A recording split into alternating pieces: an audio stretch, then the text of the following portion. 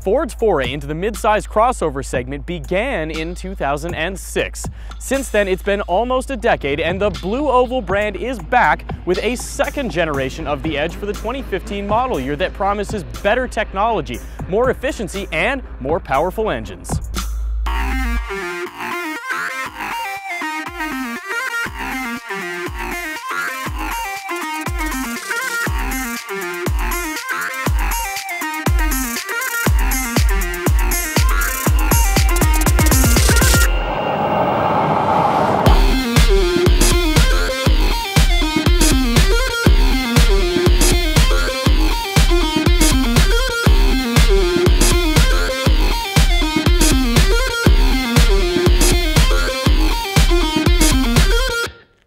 Now, the Edge sits in between the Escape and the Explorer in Ford's crossover lineup, and for reference, it's about the same size as a Nissan Murano.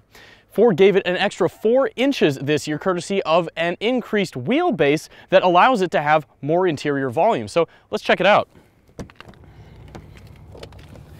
Now, as you might remember, the old Edge had a dashboard that was kind of boxy, and frankly, the interior in general had a very low-rent feel. Ford's designers worked to address that by building lines in from the front doors that carry over onto the dashboard to create a cabin that feels like it's built around the passengers. Some of the other highlights include metal accents on the door and dashboard that give the car a much more premium feeling to sit in, although the thing that I'm especially fond of in the new Edge is Ford's latest center stack.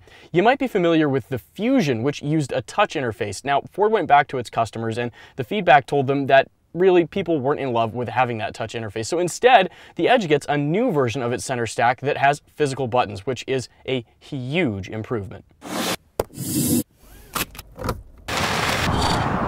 There are also lots of storage cubbies that Ford added to the second generation car, which gives you plenty of space to store little things, large things, whatever you need. Although a lot of the major changes to the second generation Edge take place where you can't see. Specifically, the base engine is now the 2-liter turbocharged 4-cylinder EcoBoost engine, and actually it's the second generation of that engine. Most of the internal components on the engine have been replaced, and the most significant change that it gets is a twin-scroll turbocharger that will do a lot to help eliminate turbo lag. Now, if you're wondering, that's the same twin-scroll setup that Ford uses in the 2.3-liter EcoBoost that you'd find in the 2015 Mustang. Of course, you can still get the naturally aspirated 3.5-liter V6 that was available in the previous generation, although this time it actually comes at a slight price premium over the EcoBoost 4-cylinder. Now, the Sport model is also worth talking about. It comes exclusively with Ford's 2.7-liter twin-turbo V6. One of the other important things to note is that the 4-cylinder engine is now able to tow, and Ford says that it can pull up to 3,500 pounds. But no matter which model you choose, they all come paired with a 6-speed automatic transmission and your choice of either front or all-wheel drive. Now, speaking of the all-wheel drive system, it's new for this vehicle and is able to send 100% of the available torque to either the front or the rear axle, and Ford says it can also distribute power to the left and right using electronically controlled differentials and by applying braking to the wheels as necessary to negate slip and to maintain stability. Now, for the second generation, Ford is sticking with a McPherson strut suspension up front, but in the rear, the company's moving to a multi-link suspension, and that should give it a more refined and capable and also more composed ride. That's what they say, and frankly, I can't disagree with them. I mean, the car really does seem to handle quite a bit better. Now, if that seems a little too geeky for you, take this home if nothing else. Ford expects that roughly half of the second generation Edges that it'll sell will go home with the 2-liter EcoBoost engine. And frankly, you know, the 2.7-liter, yeah, it's going to be more exciting, but the truth is the new 2-liter Turbo 4 has as much power as a V6 and better torque characteristics. If you buy one like this, you're going to be happy. You know, even if engine specs aren't interesting to you, this certainly will be. Ford outfitted this car with all of the modern convenience technologies that you're probably coming to expect in new vehicles. Of course, that includes things like adaptive cruise control, lane departure warning, lane keeping assist, blind spot monitoring, and pretty much everything else. Now, that's not new stuff, but it is new to the Edge, and so are inflatable rear seat belts and Ford's hands-free liftgate system, which of course allows you to walk up to the vehicle and then kick underneath the rear bumper to open the hatch when you have a handful of groceries. Still not satisfied? Well, get this. Ford is also introducing a brand new technology with the 2015 Edge. Specifically, it's an updated version of their parking assistance software.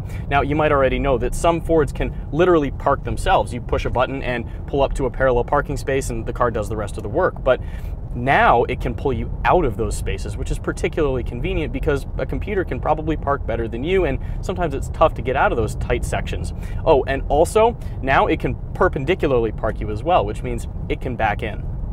Now, speaking of spaces, the new Edge has an awful lot of storage capacity to offer. With all of the seats raised, it has about 39 cubic feet in the way back, and that means that it offers about as much as you could expect on a Nissan Murano. But if you lay those seats flat, you get 73 cubic feet, roughly speaking, and that puts it ahead of the Nissan. Finally, and perhaps more importantly, Ford priced the new Edge at every trim level so that it comes in just below Nissan's brand new Murano. And if you start equipping options packages, then it starts to play in between those trim levels, but you still end up saving money relative to the equipment that you're getting.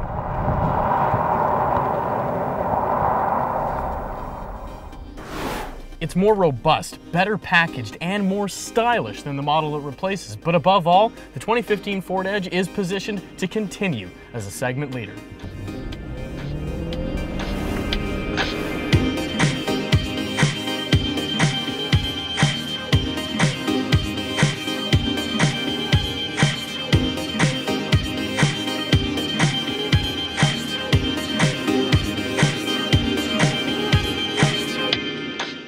Holy shit, there were horses in the middle of the road. Super lonely in Arizona. Oh, what you gonna do, Mr. FJ Cruiser? All right, ready?